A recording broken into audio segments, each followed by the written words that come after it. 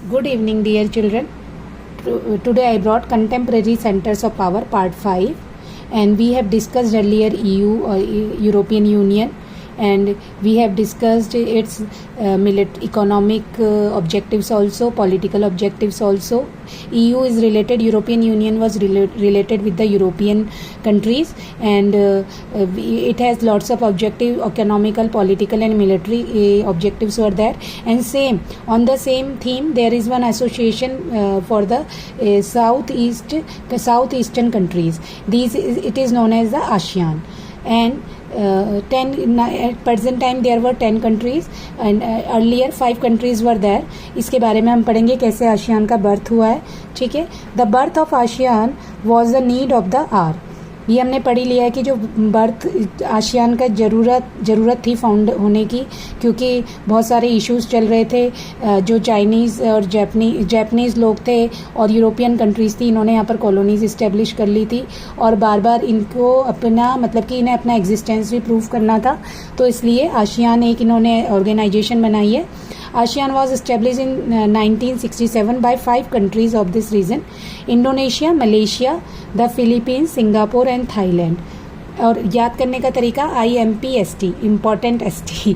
Okay, I for Indonesia, M for Malaysia, P for Philippines, S for Singapore, T for Thailand. Objectives: primary objective, 2 objectives were there. First is the primary main objective was to accelerate economic growth through that social progress and cultural development. Economic growth accelerate करनी है, लेकिन किससे? Social progress भी हो और cultural development भी हो. Secondary objective, to promote regional peace and stability based on the rule of law and the principle of the United Nations Charter. अब जो सेकेंड ऑब्जेक्टिव है, पीस और स्टेबिलिटी मेंटेन करनी है किसके थ्रू? रूल ऑफ लॉ, कानून के नियम के थ्रू, और principal of united nation charter, जो यूनाइटेड नेशन का चार्टर है उसके अकॉर्डिंग, उसके जो प्रिंसिपल है उसके अकॉर्डिंग इन्हें अपना पीस इस्टेब्लिश करना है. तो पहला है इकोनॉमिक ग्रोथ, दूसरा है पीस स्टेबिलिटी. प्राइमरी ऑब्जेक्टिव है इकोनॉमिक ग्रोथ मेन.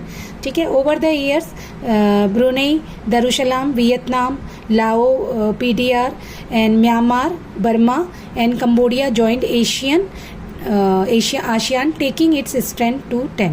अब ये 10 हो गए हैं. इसको भी याद करने के लिए BCLMV, बी में Brunei Darussalam, C for Cambodia, L for लाओ, PDR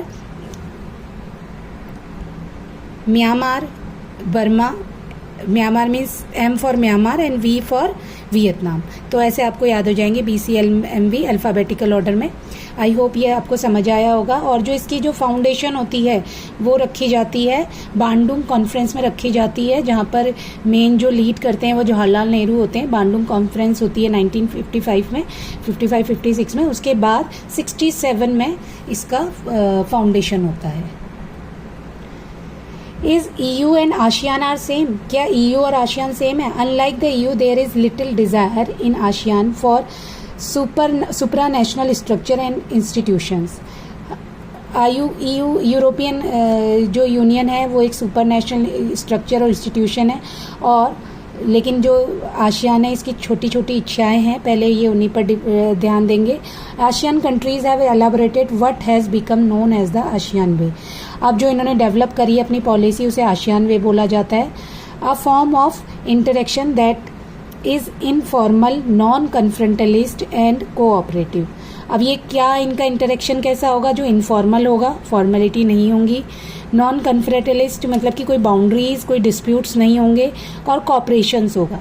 the respect for national sovereignty in critical to the functioning of ASEAN.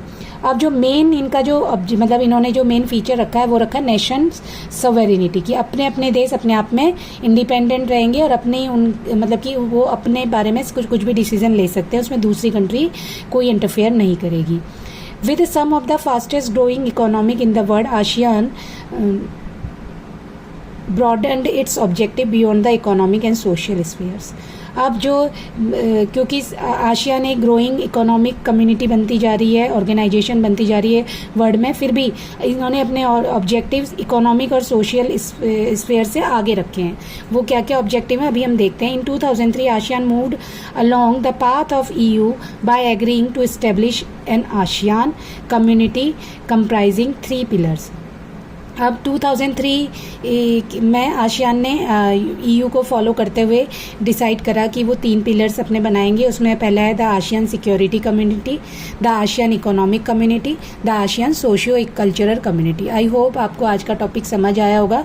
ये जो 3 पिलर्स हैं हम आसियान के नेक्स्ट टॉपिक में कंटिन्यू करेंगे, और ये आपको याद रहेगा कि जो आसियान का मेन ऑब्जेक्टिव है वो है सोशियो इकोनॉमिक ग्रोथ और secondary economic growth with the culture, socio culture development, और प्राइमरी सेकेंडरी ऑब्जेक्टिव है establish peace, okay, with the rule of law and the principle of united nation charter. Okay, thank you for watching children.